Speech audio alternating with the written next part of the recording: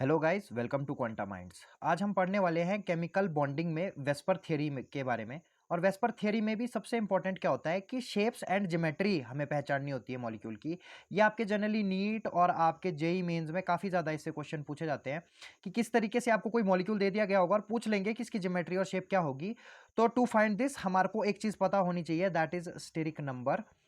तो अगर आपको स्टेरिक नंबर कैलकुलेट करना नहीं आता है तो आप मेरी पिछली वीडियो देख सकते हैं हाइब्रिडाइजेशन में, उसमें मैंने आपको स्टेरिक नंबर को कैलकुलेट करना सिखाया है। और अब हम एक एक करके स्टार्ट करेंगे by taking first the steric number 2।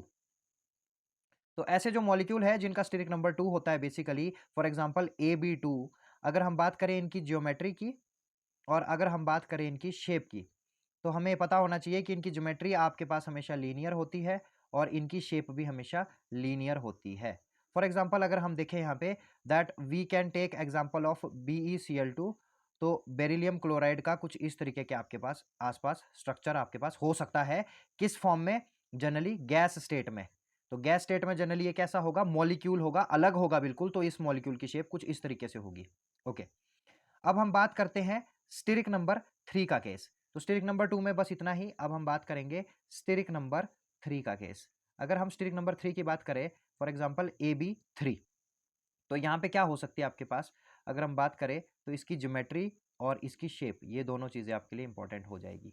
तो इसकी जो ज्योमेट्री होती है that is the planar geometry, यहाँ पे हम इसको बोलते हैं प्लेनर ज्योमेट्री, यहाँ पे होती है प्लेनर। और शेप भी इसकी प्लेनर होती है। और कौन सी प्लेनर होती है? ये ट्रायगोनल प्लेनर। तो इसकी ज्योमेट्री ट्रायगोनल प्लेनर होती है और शेप भी इसकी ट्रायगोनल प्लेनर ही होती है। ये कुछ इस तरीके का दिखता है। ए आपके पास बी, बी एंड बी। अगर मैं इसके एग्जाम्पल की बात करूं तो यस, इसका एग्जाम्पल BF3 हो सकता है। तो बोरोन ट्राइफ्लोराइड अगर आप देखें तो BF3 इसका एक बहुत ही डिसेंट एग्जाम्पल है। ओके, अब स्टेरिक नंबर 3 का एक और केस हो सकता है कि आपके पास AB12 हो, यानी कि आपके पास एक लोन पेयर हो और दो बॉन्ड पेयर हो। तो इस बार जो आपकी ज्योमेट्री है वो आपकी चेंज हो जाएगी, वो आपकी सेम रहेगी, सॉरी, वो आपकी ट्रायगोनल प्लेनर ही रहेगी। ओके, और इस केस में आपकी क्या है? शेप आपके पास क्या हो जाएगी? चेंज हो जाएगी। और शेप आपके पास क्या बन जाएगी? यहाँ पे बेंट शेप बन जाएगी। ठीक है, ये किस तरीके का हो सकता है? ए आपके पास ऊपर लोन पेयर आ जाएगा एंड दो आपके पास बॉन्ड पेयर आ जाएंगे, कुछ इस तरीके की इसकी जनरली ये इस तरीके का दिखेगा। अब हम बात करते हैं स्टेरिक नंबर 4 के बारे में। तो स्टेरिक नंबर 4 अब हम देखेंगे। तो देखिए, स्टेरिक नंबर अगर आप 4 की बात करें तो ये थोड़ा सा इंपॉर्टेंट होता है आपके लिए। यहाँ पे AB4 आपके पास हो सकती है सबसे पहले। तो हम इसकी क्या बात कर सकते हैं? इसकी ज्योमेट्री के बारे में बात कर सकते हैं, हम इसकी शेप के बारे में बात कर सकते हैं और इसका कोई एग्जाम्पल पढ़ सकते हैं।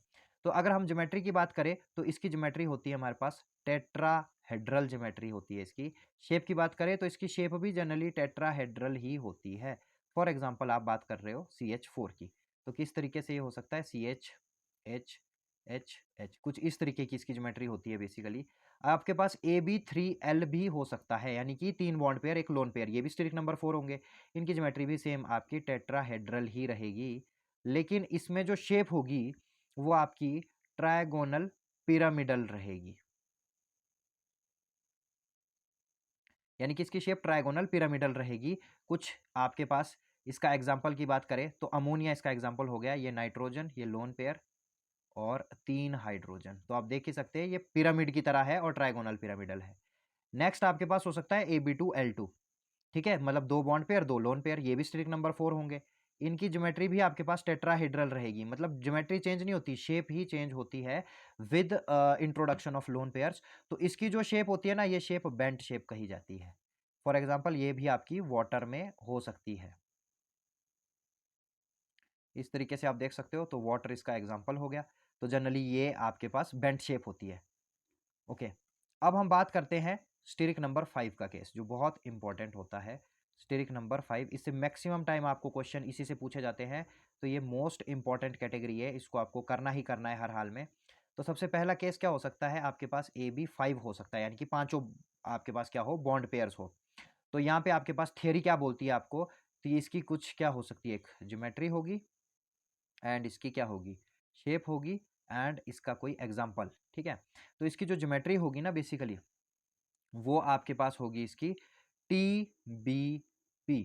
इसका मतलब क्या होता है? ट्रायगोनल बाई पिरामिडल, ये इसकी ज्योमेट्री होगी जनरली, और शेप भी इसकी टीबीपी हो जाएगी। एग्जाम्पल अगर आप रखना चाहते हो तो PCL5 इसका एक बहुत ही अच्छा एग्जाम्पल है। इस तरीके की आपके पास इसकी शेप हो जाएगी PCL5। ओके, सेकंड आपके पास क्या हो सकता है, AB4L। ठीक है, तो इसकी ज्योमेट्री भी आपके पास टीबीपी रहेगी, लेकिन इसकी जो आपके पास शेप है वो शेप बहुत ही इंटरेस्टिंगली इसकी क्या हो जाएगी, चेंज हो जाएगी। इसकी शेप आपके पास सी सॉ शेप आ जाएगी। अब ये सी सॉ कैसे आई, इसको बनाने की कोशिश करते हैं। तो यहाँ पे ए होगा, लोन पेयर हमेशा याद रखिए अंदर की तरफ को आएगा, मतलब आपकी इक्वेटोरियल साइड आएगा, कभी एक्सियल साइड नहीं आएगा। तो ये आपके पास बी बी बी बी, तो लग रहा है ना ऐसा सी सॉ की तरह। आप अगर इसको यहां से देखें तो ये सी सॉ की तरह लग रहा है। तीसरा, अगर अब मान के चलिए आपके पास क्या आ गई, AB3L2, इस तरीके का अगर आपके पास आ गया तो ये भी स्टेरिक नंबर 5 का केस है। ज्योमेट्री यहाँ पे भी टीबीपी हो जाएगी, लेकिन शेप यहाँ पे टी शेप हो जाएगी।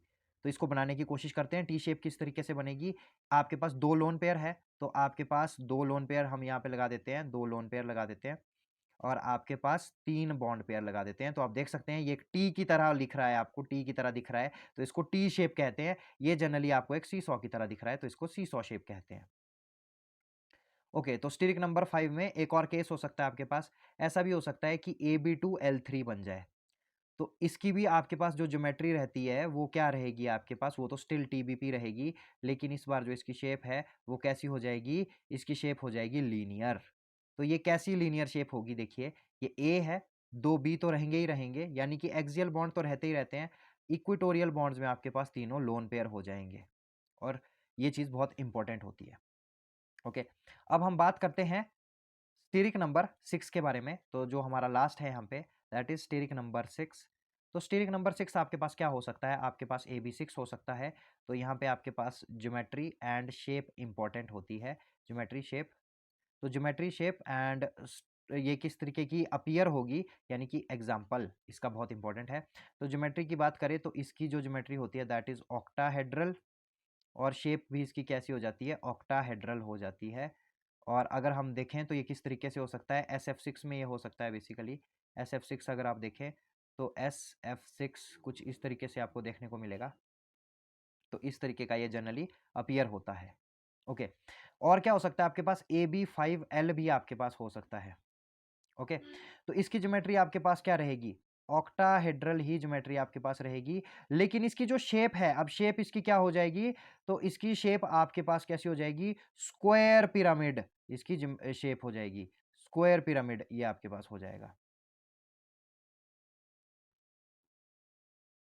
ओके, और ये जनरली आपका किस तरीके से दिख रहा होगा, एक आपके पास लोन पेयर होगा, एक दो तीन चार पांच, इस तरीके से आपको दिख रहा होगा। Then you would have AB4L2, इस तरीके की आपके पास हो सकती है। अगेन ज्योमेट्री तो इसकी ऑक्टाहेड्रल ही रहेगी, लेकिन इसकी शेप जो है वो आपके पास इसकी चेंज हो जाएगी, एंड इसकी जो शेप है वो आपके पास क्या हो जाएगी, स्क्वायर प्लेनर। तो वो शेप क्या हो जाएगी, स्क्वायर प्लेनर। तो स्क्वायर प्लेनर कैसे आपके पास हो सकती है, ए यहाँ पे बी, यहाँ पे बी, यहाँ पे बी, और यहाँ पे भी। तो याद रखिए इस केस में आपके लोन पेयर्स जो होते हैं वो एक दूसरे से मैक्सिमम डिस्टेंस के दूर होते हैं, राइट। तो इसको हम स्क्वायर प्लेनर शेप कह देंगे। तो ये थी गाइज कुछ इंपॉर्टेंट शेप्स वेस्पर थ्योरी के अकॉर्डिंग, और अब आपको शेप्स बनानी आ जाएगी किसी भी मॉलिक्यूल को देख के। तो आप मॉलिक्यूल को देख के पहले उसका स्टेरिक नंबर फाइंड कर सकते हैं, एंड उसके बाद आप डिफरेंट डिफरेंट तरह से कॉम्बिनेशन लगा के उसकी शेप्स बना सकते हैं। So thank you so much guys for watching this video. अगर आपको ये वीडियो पसंद आई है तो इस वीडियो को एक लाइक कर दीजिए, चैनल को सब्सक्राइब कर दीजिए, और इस वीडियो को शेयर कर दीजिए। Thank you so much.